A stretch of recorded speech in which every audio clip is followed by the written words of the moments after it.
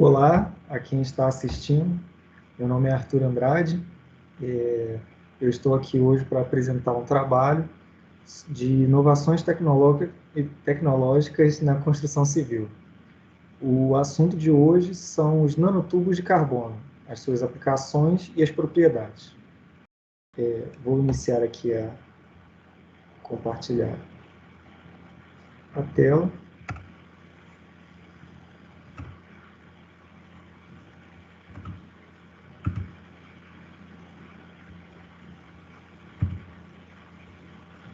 Pronto. Então, vamos lá.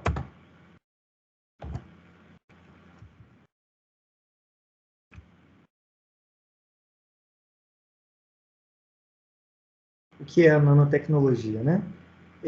Do grego nano, que significa não, mas no campo da ciência, nano se trata da escala de 1 para 1 bilhão, ou seja, 1 bilionésimo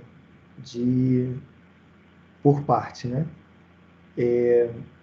O nanotubo de carbono em si, ele foi descoberto por Sumio Lijima em 1991, e desde então esse material tem sido alvo de pesquisas de diversas áreas, pois ele apresenta tanto propriedades mecânicas quanto químicas, né?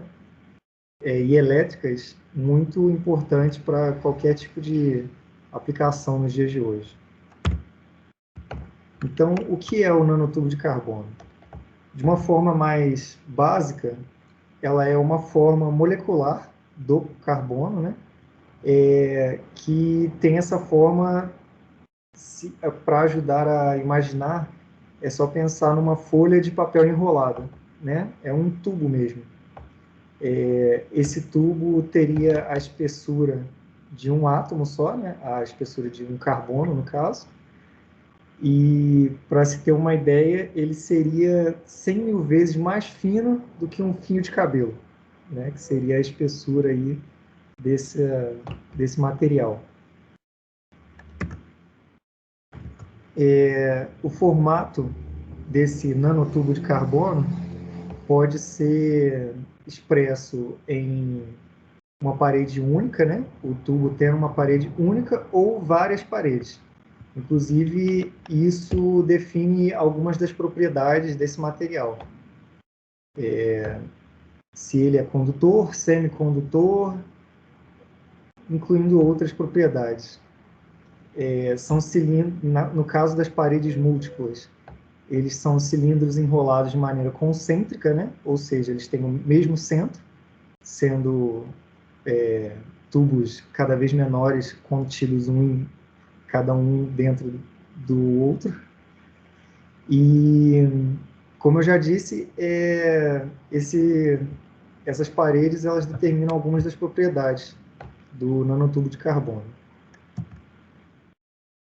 Propriedades essas que são a condução elétrica, a sua resistência à ruptura sob tração, né? E também a sua condução térmica, que são algumas das propriedades que são tão interessantes desse material e que acabam tendo uma aplicabilidade tão grande para esse material. Como que esses nanotubos são produzidos? Esse vídeo, inclusive, é inspirado na produção da própria UFMG de nanotubos de carbono, né? Desde o início da década passada, a UFMG tem aí um dos trabalhos pioneiros no Brasil de produção de nanotubos de carbono, e eu vou explicar um pouco desse método baseado em como os laboratórios da própria UFMG fazem essa produção. Basicamente, você tem aí os catalisadores, né, que são postos dentro de uma fornaça ou um forno de alta temperatura. Então, dentro desse forno ocorrem algumas reações químicas envolvendo calor e eletricidade. E os metais, é claro, né, que são esses catalisadores aí, podendo podendo incluir aí o cobalto, o ferro e o níquel.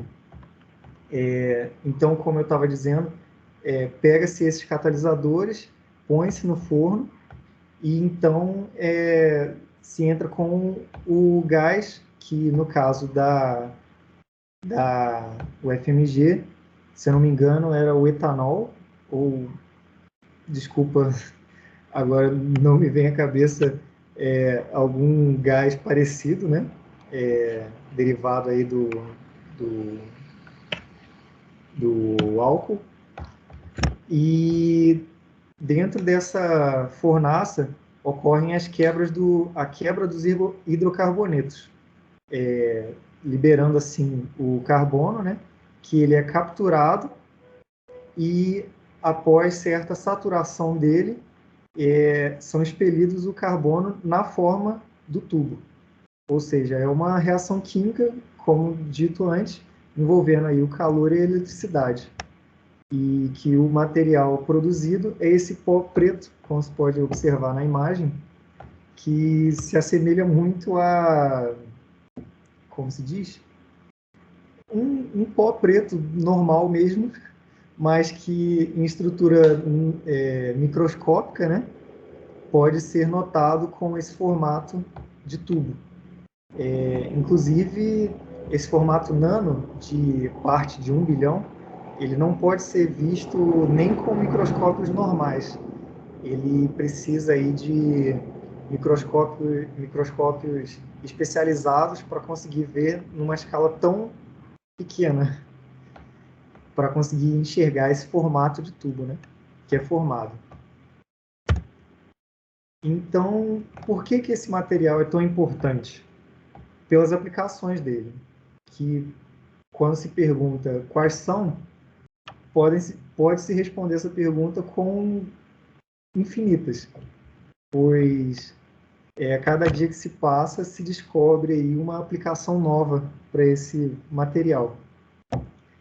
Algumas das mais importantes e que no momento vêm sendo mais estudadas, né, são a transmissão de eletricidade, que no material é até 1000 vezes mais eficiente que os fios de cobre, ou seja, pode-se obter aí um fio 1000 vezes mais eficiente do que o mais utilizado hoje no mercado, né? Os processos de conservação e transmissão de energia desse material dos nanotubos de carbono, né? Eles são muito mais eficientes do que qualquer célula fotovoltaica atual. Ou seja, através dessa conservação e transmissão de energia, como a energia solar, né, que é uma das vertentes pesquisadas no momento, você consegue aí uma célula fotovoltaica 1000 vezes mais eficiente do que as usadas atualmente. E, além disso, também temos aí circuitos eletrônicos refinados, como nanoprocessadores, esse material pode ser utilizado, né, para produzir nanoprocessadores, que atuariam de uma maneira, como já dito, mais eficiente do que qualquer outro no mercado atualmente. Esse material ele também possui uma resistência 100 vezes maior do que o próprio aço, né? Isso com 1/6 da densidade do material do aço. Ou seja, ele tem menor densidade e é mais resistente. Aplicando aí em 1000 maneiras diferentes, podendo ser aplicado em 1000 maneiras diferentes.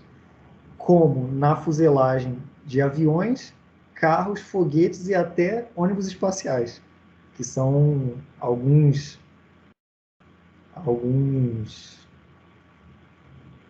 materiais que estão sendo pesquisados hoje para serem utilizados com o nanotubo de carbono. Inclusive, eles podem ser aplicados até na indústria têxtil, em coletes à prova de bala, sendo que essa molécula do nanotubo de carbono é mais eficiente do que o polímero mais utilizado hoje nos coletes, que é o polímero Kevlar. mas como a matéria é inovações na construção civil, né, fica essa pergunta: como que esse material pode ser utilizado na construção civil? E aí, algumas das aplicações mais pesquisadas hoje em dia são a mistura desse material com o cimento e o plástico utilizados hoje na construção civil. Sendo que em estudos realizados hoje em dia, pode-se notar que tem um ganho aí de 30 a 50% da resistência à ruptura sob tração, tanto em plásticos quanto cimento. Ou seja, você consegue ganhar aí entre 30 a 50% de ganho na resistência de um cimento utilizado para qualquer tipo de construção hoje, para a resistência à tração, né? O que, assim, é um ganho enorme, né? E também pode ser utilizado, por essa resistência ser, a tração ser muito grande, esse material pode substituir, inclusive, os cabos de aço utilizados agora também na construção civil. Em qualquer tipo de edificação ou obra viária, enfim, de qualquer tipo hoje utilizado no mercado. E eu acredito que tenha falado bastante já, então deixo aí o meu obrigado por assistir esse vídeo e espero que tenha trago algum esclarecimento sobre esse material tão importante hoje e que com certeza nos próximos anos vai revolucionar aí o mercado da construção civil, além de outros tantos. Muito obrigado. Vou encerrar aqui a gravação.